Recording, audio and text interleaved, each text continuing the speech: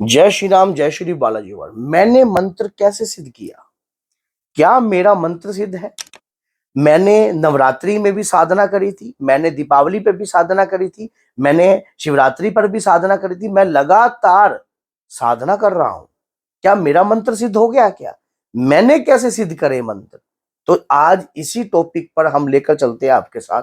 तो अगर वीडियो अच्छी लगे तो लाइक करना, चैनल को सब्सक्राइब करना और बेल आइकन बटन को दबाना ना भूलना। मंत्र सिद्ध जो होता है जब हमारा उद्देश्य अच्छा हो।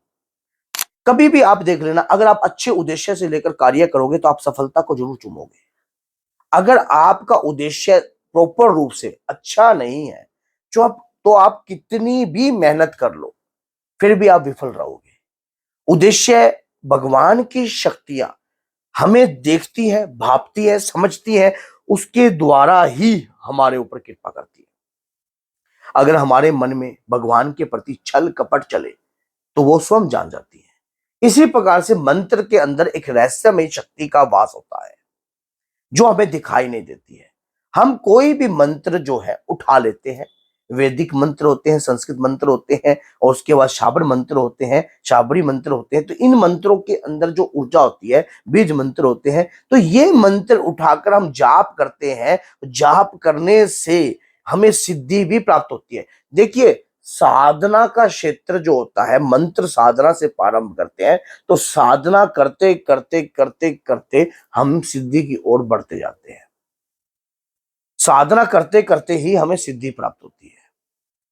अगर हम मान लीजिए हम हनुमान जी का कोई एक मंत्र का जाप कर रहे हैं, लगातार कर रहे हैं, हमें करते करते कम से कम उसको जाप करते करते 15 दिन हो गए, सवा महीना हो गया, तो ये बात हमेशा याद रखना। एक मंत्र, एक दूध में जब उबाल आता है ना, कभी आपने दूध देखा है उबलते हुए? तो अगर आपने देखा है तो आप इस बात को बड़े बेहतरीन तरीके से समझ सकते हो। क्यों? क्योंकि अगर दूध आप उबल रहा है, शुरुआती समय पर दूध कभी एकदम से नहीं उबलता। धीरे धीरे जैसे जैसे दूध के ऊपर परत बनने लग जाती है, इसी प्रकार से जब कोई भी दिव्य मंत्र का जाप आप प्रारंभ करते हो या मंत्र जाप शुरू करते हो, आपके शरीर के इर्द गिर्द एक ऐसी ओरा शक्ति कायम होती है जो आपको दिखाई नहीं दे रही है। वो जो शक्ति है आप उसे महसूस कर सकते हो। धीरे धीरे अगर आप गुरु के सानिध्य से होकर किसी भी मंत्र का जाप कर रहे हो तो आपने देखा वो परत जमने लगी, लेकिन थोड़े समय बाद वो परत थोड़ी सी गाढ़ी हो जाएगी। इसी प्रकार से मंत्र की परिभाषा भी सेम टू सेम है। मंत्र जाप शुरुआती समय पर आपको कोई अनुभव नहीं देता है, लेकिन अगर कैसे न कैसे आप कार्य करते रहो, जैसे कि अब अभी गैस पर आपने दूध रखा है तो आप वहां पर खड़े हो तो आप दूध को देख रहे हो। अगर आप एक सिम रख दोगे तो कहते हैं कि जब सिम पर दूध रखा जाता है तो उसके ऊपर अच्छी परत आती है। ऐसी प्रकार से जब मंत्र को आप किसी भी मंत्र का जाप करते हो, वैदिक मंत्र का जाप करते हो, संस्कृत मंत्र का जाप करते हो या शाबर मंत्र का जाप करते हो, तो आपके अंदर पेशेंस होना बहुत जरूरी है। विश्वास आपका आपके इष्ट के प्रति होना बहुत जरूरी है। मंत्र तो सिद्ध है आपके मुख बिंदु के द्वारा। अब मंत्र जो है आपके शरीर में चलने लग जाता है। जैसे जैसे आप जाप प्रारंभ करते हो तो मंत्र आपके अंदर की मलिनता को बाहर प्रकट करने लग जाता है। मैंने ऐसे बहुत सारे भक्त देखे जो मेरे पास यही वाक्य लेकर आते हैं और यही बोलते हैं कि गुरुजी मंत्र तो जाप कर रहे हैं, पर लेकिन कुछ ऐसे ऐसे दृश्य हमें दिखाई दे रहे हैं कि मानो मन में ग्लानि होती है। एक जगह तो हम मंत्र जाप कर रहे हैं, एक जगह हमें इस प्रकार से अभद्र अदृश्य सीन, इस प्रकार के सीन दिखते हैं जो मलिन तत्व है। मानो मलिनता के कारण मानो गंदे गंदे सीन दिखाई देते हैं। कई बार तो देवी देवताओं के प्रति भी गलत हीन भावना उत्पन्न होने लगती है। ऐसा क्यों होता है? जब आपने देखा कि अब दूध पे एक ऐसे लेवल पे खड़ा हो जाता है दूध आकर, जब वो कभी भी उबाल आ सकता है, कभी भी उबाल आ सकता है। अब आपको फोकस रखना पड़ता है, पूरा ऐसे पूर्ण प्रॉपर एकदम ऐसे देखना पड़ता है कि उबाल कब आएगा। यही बात मंत्र की होती है। मंत्र आप चालू कर रखा है आपने, आपने लगातार आप चालू करो। जो व्यक्ति मंत्र साधना करता है ना, जो किसी भी देवी देवता की मंत्रों से साधना करता है वो फालतू बकवास नहीं करता किसी के साथ। ना किसी को ये बताता कि मैं ये साधना कर रहा हूं, ना मैं ये बताता कि मैं कौन से मंत्र को मैंने उठा रखा है, और ना वो ज्यादा बोलता, बिल्कुल सिंपल रहता है स्वाब। इसी को बैलेंस बनाना कहते हैं, इसी को बैलेंस बनाना कहते हैं। जब आप अपने आप को संभालना सीख गए हो तो अब आपके शरीर पर ऊर्जा का वास होने लग जाता है, और जब वो मंत्र सिद्ध होता है तो आपकी कही हुई बातें आपको अनुभव कराती हैं, आपको मंत्र का आभास होने लग जाता है।